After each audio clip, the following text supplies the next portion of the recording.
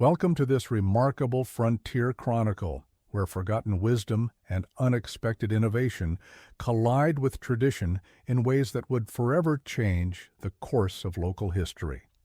Before we begin, tell us in the comments where you're listening from and the exact time of day or night you found this story. It's always fascinating to see how far these frontier tales travel and when they reach you. In the autumn of 1882, a surveyor named Phineas Gorsuch submitted a peculiar report to the Territorial Land Office in Dodge City, Kansas.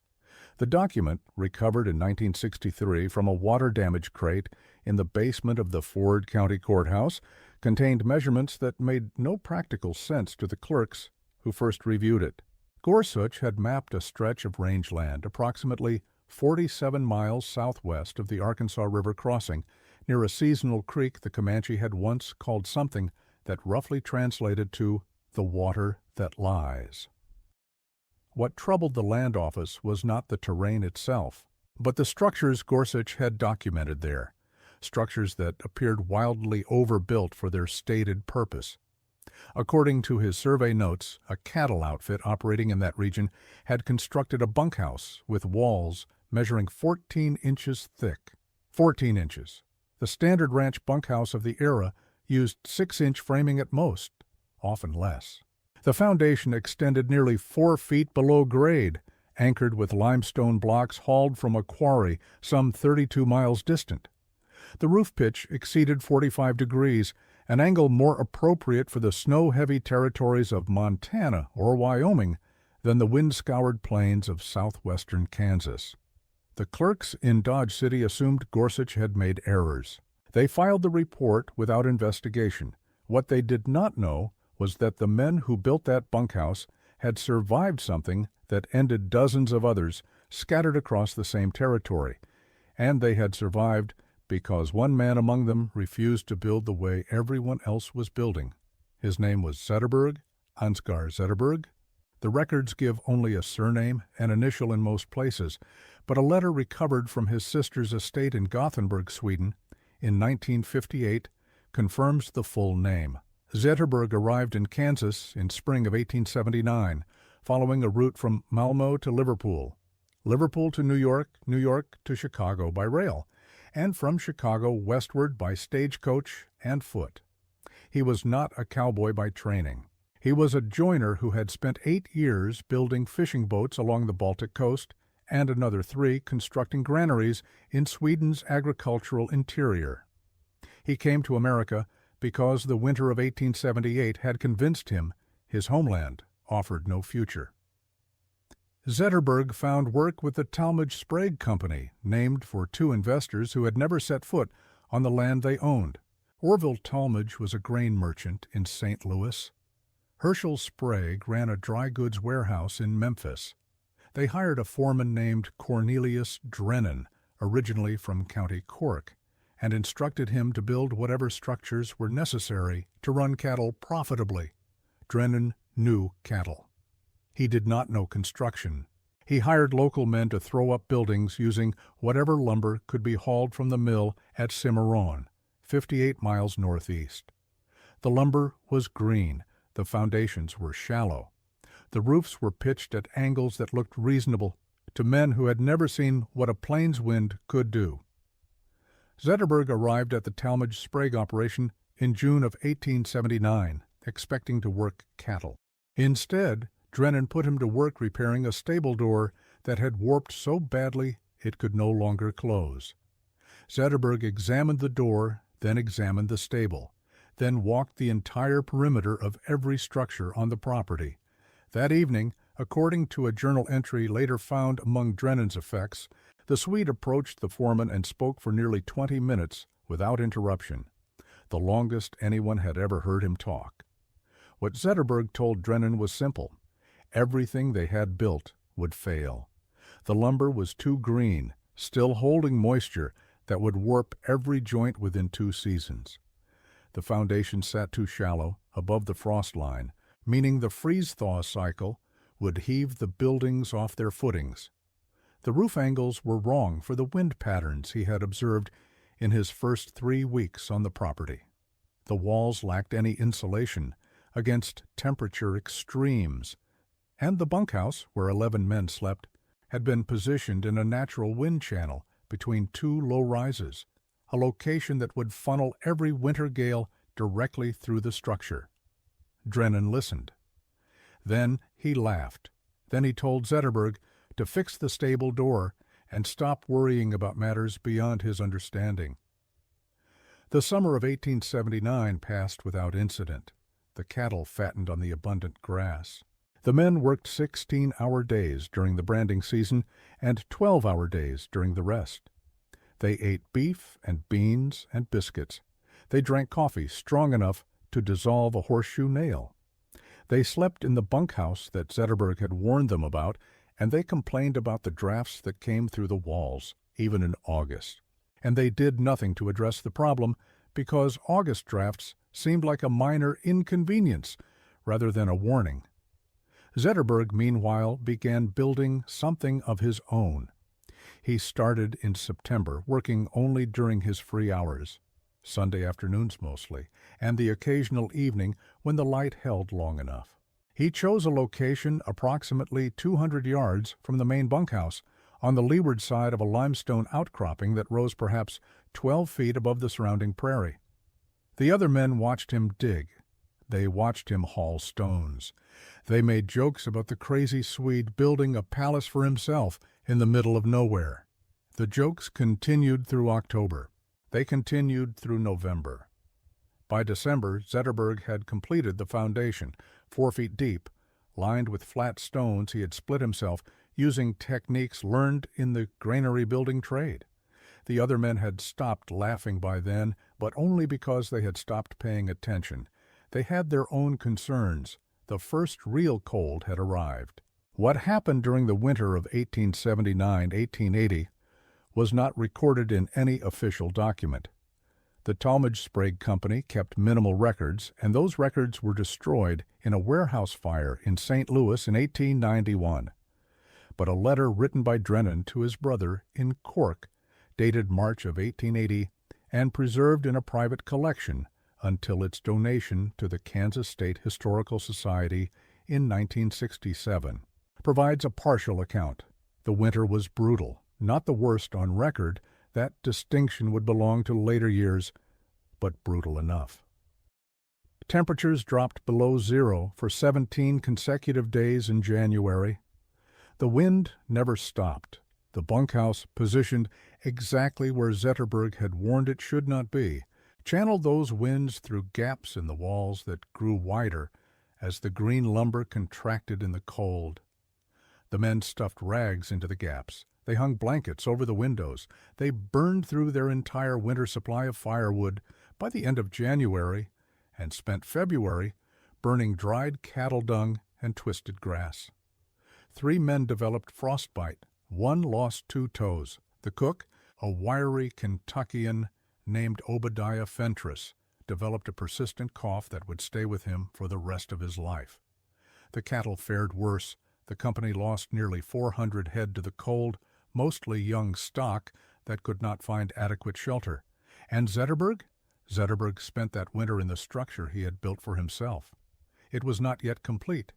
The roof was temporary, made of canvas, stretched over a timber frame, but the walls were up, 14 inches thick, filled with a mixture of straw and clay that he had prepared during the autumn. The foundation kept the floor above the frost heave. The limestone outcropping blocked the worst of the wind. He burned half the firewood the bunkhouse consumed and stayed twice as warm. By spring, Drennan had changed his assessment of the Swede. The summer of 1880 was devoted to rebuilding. Drennan secured additional funds from the investors in St. Louis and Memphis, funds that came with pointed questions about why the original structures had failed so quickly. He put Zetterberg in charge of construction. The Swede accepted the responsibility without comment. He drew up plans. He calculated material requirements. He sent a list to the mill at Cimarron specifying lumber that had been properly seasoned for at least 18 months. The mill owner sent back a letter asking if Zetterberg was joking. He was not joking. but he was also pragmatic. When the seasoned lumber proved unavailable in sufficient quantities, he designed a drying system using the summer heat and the constant prairie wind. Green boards were stacked in alternating layers with gaps between them, oriented to catch the prevailing breeze and left to cure for the entire summer. By September, the lumber had lost enough moisture to work properly. The new bunkhouse took 3 months to complete. It was positioned on the leeward side of the same outcropping that sheltered Zetterberg's personal quarters. The foundation went down 4 feet. The walls were framed with doubled studs and filled with the same straw and clay mixture. The roof pitch was set at 47 degrees, steep enough to shed snow, angled to deflect wind rather than catch it. A secondary ceiling, separated from the outer roof by 18 inches of dead air, provided additional insulation. The other hands mocked the design. They called it Zetterberg's Fortress. They complained about the extra labor involved in hauling limestone for the foundation. They questioned why anyone would build a bunkhouse that looked like it was designed to withstand a siege. The answer came in January of 1881. The blizzard that struck the southern Kansas plains on the 14th of January was not the worst storm in the region's history, but it was among the most sudden. Temperatures dropped 40 degrees in less than 6 hours. The wind exceeded 60 miles per hour, according to estimates made later by meteorological researchers reviewing contemporary accounts. Visibility fell to 0. Men who were caught in the open, and there were many scattered across dozens of ranches and cattle operations throughout the territory, faced conditions that offered no margin for error. At the Talmadge Sprague operation, all 17 hands were inside when the storm hit. They had been warned by Zetterberg, who had spent the morning studying the sky and the behavior of the horses, and had announced, shortly before noon, that everyone should return to the bunkhouse immediately and remain there until further notice. Several men ignored him. Drennan did not. The foreman ordered everyone inside, and his authority, combined with the memory of the previous winter, was enough to ensure compliance. The storm lasted 3 days. Inside the new bunkhouse, the men experienced something they had not expected: relative comfort. The walls held. The wind howled outside but did not penetrate. The dead airspace beneath the roof maintained a temperature differential that kept the interior warm enough for survival with minimal fuel consumption. They burned firewood at approximately 1/3 the rate they had consumed during the previous winter's far less severe cold snaps. The doubled foundation prevented frost heave. The angled roof shed snow rather than accumulating it. On the 4th day, when the storm finally broke, Drennan sent 2 men on horseback to check on neighboring operations. What they found over the following week was documented in a series of letters and reports that would eventually be compiled by a territorial commission investigating the storm's aftermath. The Hargrove outfit, 11 miles to the north, had lost its entire bunkhouse. The structure had collapsed under wind pressure during the second night of the storm. The men inside had escaped, barely, but were left exposed for nearly 18 hours before reaching shelter at a neighboring ranch. 2 of them would never fully recover from the effects. The Pembroke operation, 8 miles east, had seen its stable roof torn away on the first night. 14 horses perished. The men survived only because their bunkhouse, though poorly constructed, happened to sit in a natural depression that partially shielded it from the worst of the wind. The Castaneda Ranch, run by a family that had been in the territory since before the war, lost 600 head of cattle and nearly lost several family members who had been caught in the open when the storm struck. Only a desperate sprint to a root cellar, an old structure, built in the Spanish style with thick adobe walls, saved them.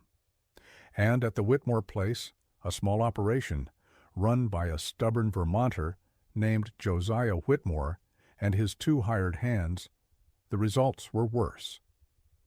Whitmore had built his buildings the way buildings were built in Vermont, with no accommodation for the different character of plains weather. The bunkhouse held, but barely. The stable did not. And Whitmore himself, attempting to reach the stable during a brief lull on the second day, became disoriented in the blowing snow and wandered nearly half a mile in the wrong direction before collapsing. His hands found him the following morning. He survived, but the frostbite cost him most of his fingers on both hands. In the weeks following the storm, visitors began arriving at the Talmadge Sprague operation. They came to see the bunkhouse. Word had spread, through the informal networks of gossip and rumor that connected frontier communities, that the Swedes building had not merely survived but had kept its occupants comfortable, while other structures failed. Ranchers from as far as 50 miles away made the journey to examine the construction techniques, to measure the wall thickness, to study the foundation depth and the roof angle. Zetterberg answered their questions with the same economy of words he applied to everything. He showed them the straw and clay insulation. He explained the principle of dead air spaces. He demonstrated how the building's orientation relative to the prevailing wind patterns reduced stress on the structure. He provided measurements, precise measurements, in the European style, which several visitors found difficult to convert to the units they were accustomed to. Not everyone listened. Some ranchers examined the construction, calculated the additional cost and labor involved, and decided that the expense was not justified. They would take their chances with conventional building methods. The winter of 1881 had been bad, yes, but winters like that did not come every year. It would be foolish to overbuild for an event that might not recur for decades. Others listened more carefully. They took notes. They asked follow-up questions. They returned to their own operations and began implementing what they had learned, not always perfectly, not always completely, but enough to make a difference. The winter of 1881-1882 was mild. The winter of 1882-1883 was milder still. The ranchers who had dismissed Zetterberg's methods felt vindicated. They had saved money, they had saved labor, and nothing bad had happened. Then came the winter of 1883-1884. The cold arrived early that year, in late October, and it arrived with a ferocity that exceeded anything the previous decade had produced. The first major storm struck on November 12th. The second followed on November 28th. By the middle of December, the accumulated snow depth in parts of southwestern Kansas exceeded anything in living memory. Temperatures remained below zero for weeks at a time. The wind, as always on the plains, never stopped. The Talmadge Sprague operation lost cattle that winter. Everyone lost cattle, but the losses were manageable. The bunkhouse held. The stable held. The men complained about the monotony, about the limited diet, about the endless card games that were the only available entertainment. But they did not complain about the cold. They were not cold. Elsewhere, the results were different. The Territorial Commission that had investigated the 1881 storm was reconvened in the spring of 1884 to assess the damage from the more recent winter. Their report, submitted to the territorial governor in June and preserved in the Kansas State Archives, documented losses that exceeded anything the region had previously experienced. Thousands of cattle had perished. Dozens of structures had failed. The human toll was smaller. The frontier population had learned caution since 1881, but it was not zero. And in the margins of the report, penciled in by an unknown hand, was a list of properties that had sustained minimal damage. The Talmadge Sprague operation was at the top of the list. Below it were the names of ranches whose owners had visited Zetterberg's bunkhouse and implemented his methods. There were other names, too, operations that had survived through luck, or through the accident of favorable terrain, or through building techniques learned elsewhere. But the pattern was clear enough that the commission's chairman, a territorial judge named Aurelius Pennock, added a recommendation to the final report that the territorial government consider establishing standards for construction in the cattle country, based on methods that had proven effective during recent severe winters. The recommendation was ignored, Standards cost money. Standards required enforcement. Standards interfered with the freedom of men to build as they saw fit on their own land. The recommendation was filed with a report and forgotten. Zetterberg left the Talmadge Sprague operation in 1886. The reasons are not entirely clear. A letter from Drennan, written many years later, suggests a disagreement with the company's investors over expansion plans. Talmadge and Sprague wanted to increase the herd size dramatically, taking advantage of favorable beef prices. Zetterberg argued that the existing infrastructure could not support a larger operation through another severe winter. The investors overruled him. He went north. The trail grows cold for several years. No letters, no records, no documented sightings. Then, in 1891, a name matching his appears in the employment records of a lumber company in Montana Territory. The handwriting is different. The records were kept by a company clerk, but the details align. A. Zetterberg, carpenter, Swedish origin, hired to oversee construction of company housing at a logging camp near the headwaters of the Yellowstone River. The housing he built there followed the same principles he had applied in Kansas: thick walls, deep foundations, steep roofs, dead air insulation. The logging company's records, preserved in a university archive and examined by researchers in 1962, show that the camp's structures outlasted every other building the company constructed during the same period. Most of the others had to be replaced within 10 years. Zetterberg's buildings were still standing when the company closed the camp in 1923. Where he went after Montana is unknown. The records simply stop. No death certificate has ever been located in any of the territories or states where he is known to have lived. No grave has been identified. He appears in no census after 1890. It is possible that he returned to Sweden. Several Scandinavian emigrants of that era did so after accumulating enough savings. It is possible that he died somewhere in the Western Territories under circumstances that left no official record. It is possible that he simply chose to disappear, as many frontiermen did, into a landscape vast enough to swallow anyone who wished to be swallowed. What remains is the work. The bunkhouse at the former Talmadge Sprague operation, the company failed in 1893, victim of a beef price collapse, and the land changed hands several times over the following decades, was still standing when a historical survey team visited the site in 1957. The walls had weathered, the roof had been repaired multiple times, but the foundation was intact.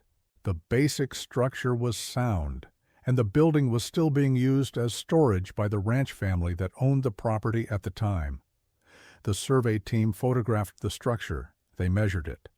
They noted the unusual construction techniques and traced them through archival research back to the Swedish carpenter who had built it more than 70 years earlier. Their report, published in a regional historical journal in 1961, concluded with an observation that seems worth repeating. The men who built the American frontier were not, by and large, professional builders. They were cattlemen, farmers, miners, merchants, people who constructed buildings because buildings were necessary, using whatever materials and methods were available, with whatever skills they possessed or could quickly acquire. Most of what they built did not last. The plains are littered with the remnants of structures that failed within a few years of their construction, defeated by weather they were not designed to withstand. But here and there, scattered across the landscape, are buildings that did last. Buildings that were overbuilt by the standards of their time. Buildings that represented an investment of labor and resources that must have seemed excessive, even foolish, to the men who watched them being constructed.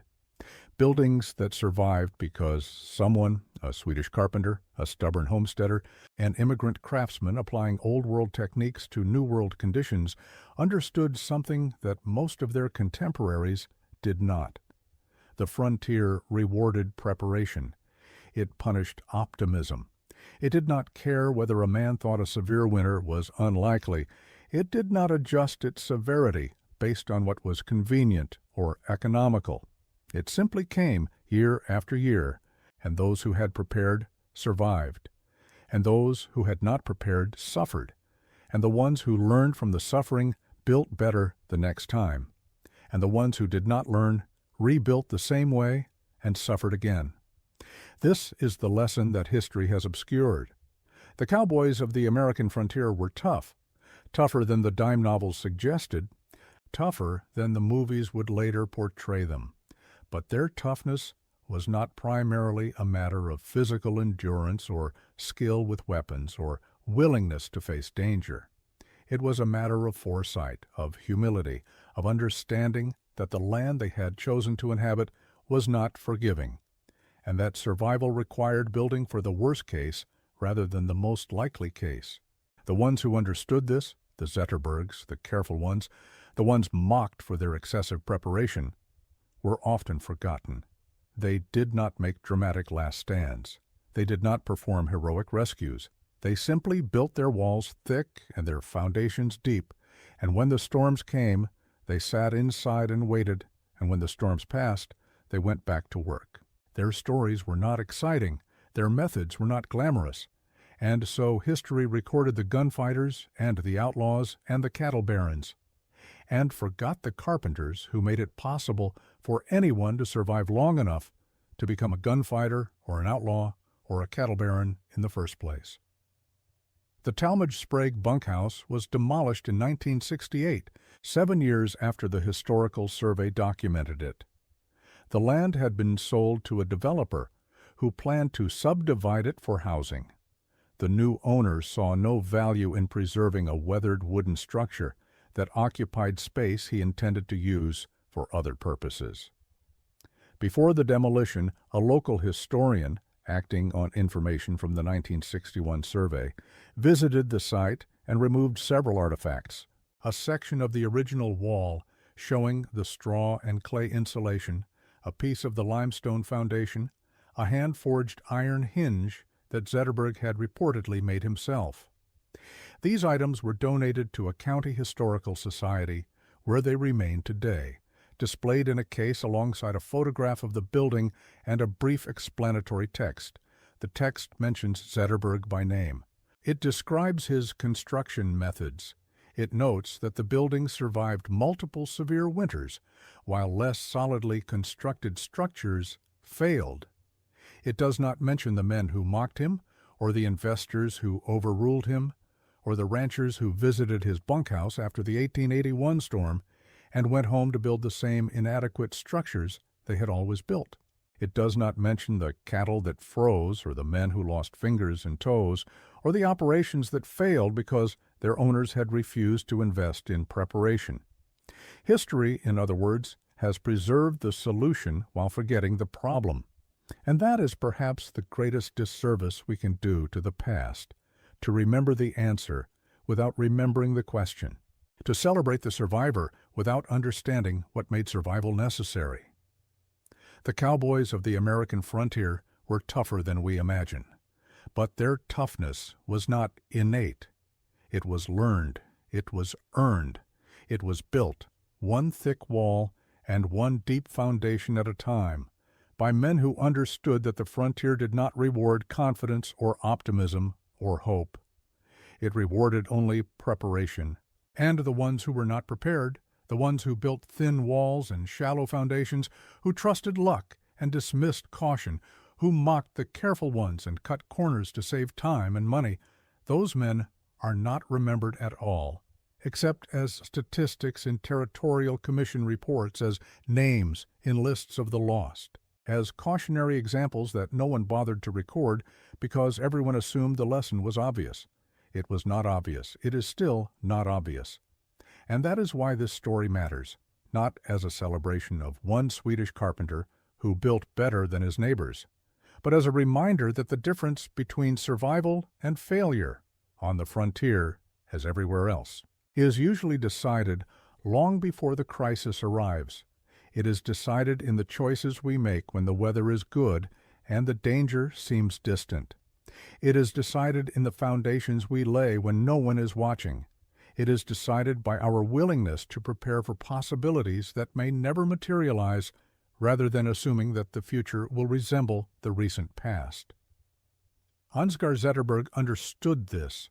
The men who visited his bunkhouse after the 1881 storm understood it, at least for a while. The Territorial Commission that recommended construction standards understood it, even if no one listened to their recommendation. And now perhaps you understand it too. The wind still blows across the Kansas plains. The winters still come. The land has not changed. Only the buildings have changed. And even now, more than a century later, the lesson that Zetterberg tried to teach remains as relevant as it ever was. Prepare for what is possible, not for what is merely probable. Build for the worst, not for the average. And when someone tells you that your caution is excessive, that your preparation is unnecessary, that the expense and effort are not justified by the likelihood of the event you are preparing for, remember the men who froze in bunkhouses with 6-inch walls and the men who did not.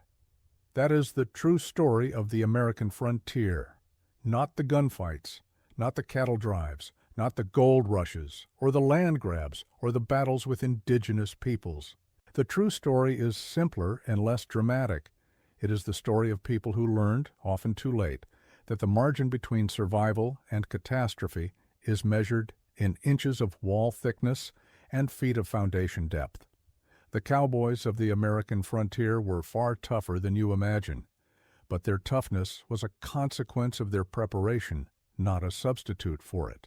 History hid this truth because it was not exciting, because it did not make for good stories, because careful carpentry is less memorable than a showdown at high noon. But the buildings tell a different story. The ones that survived, the thick-walled, deep-founded, overbuilt structures that their builders' neighbors mocked as excessive, those buildings tell the truth about what the frontier actually required. And if we listen to what they are saying, we might learn something that the dime novels and the movies never taught us. The frontier was not conquered by the brave. It was survived by the prepared.